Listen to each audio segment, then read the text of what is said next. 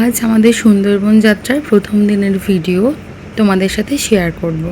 Mankundu station থেকে train ধরে আমরা হাওড়া গেছিলাম এবং হাওড়া থেকে শিয়ালদা, তারপর ক্যানিং থেকে বোটে, এইভাবে আমাদের যাত্রাপত্র ছিল।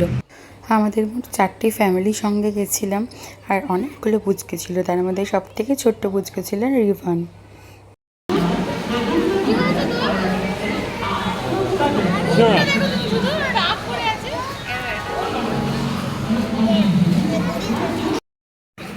এটা আমার দ্বিতীয়বার যাত্রা। প্রথমবার খুব ভালো লেগেছিল, তাই ইচ্ছা ছিল আবার যাব।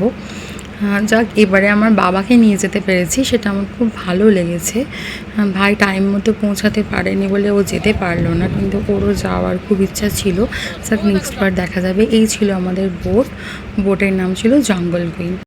বোটের মধ্যে ভেসে থাকতে বেশ ভালো লাগে, একটা অন্যরকম অনুভূতি।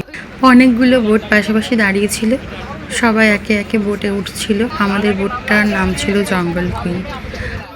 সুন্দরবন মানে একটা অন্যরকম অনুভূতি, অন্যরকম জীবনকে দেখা, তার সাথে বোটে ভেসে থাকা যেন এক অপূর্ব অনুভূতি নিয়ে আসে। কায়েরও এটা দ্বিতীয়বার সুন্দরবন যাওয়া, ও খুব মজা করেছে এবারও। আমরা বোটে ওঠার সাথে সাথে খুব জোর বৃষ্টি এসে গেছিলো, তাই ছাতাটা দিয়ে ওদেরকে ঢেকে দিয়েছিলাম, বাচ্চাগুলোর যাতে জলে ছিটে না যায়, ভিজে না যায়।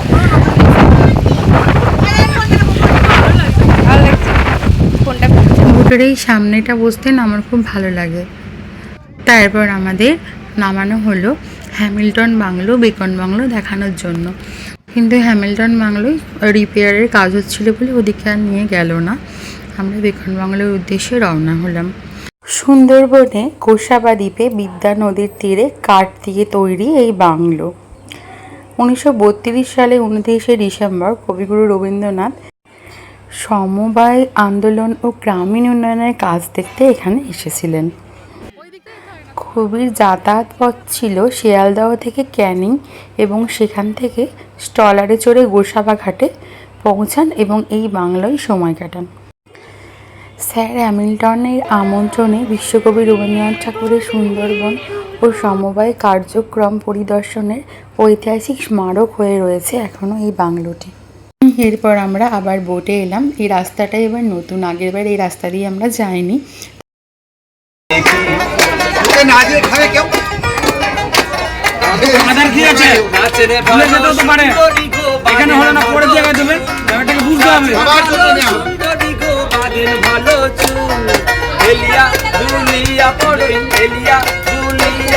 এক সুন্দর অনুভূতি এনেছিল। সুন্দরবনের ইলিশ উৎসবের অনেক ছোট ছোট ভিডিও আমি তোমাদের সাথে শেয়ার করব। সবাই সঙ্গে থেকেও, ভালো থেকেও, পাশে থেকেও।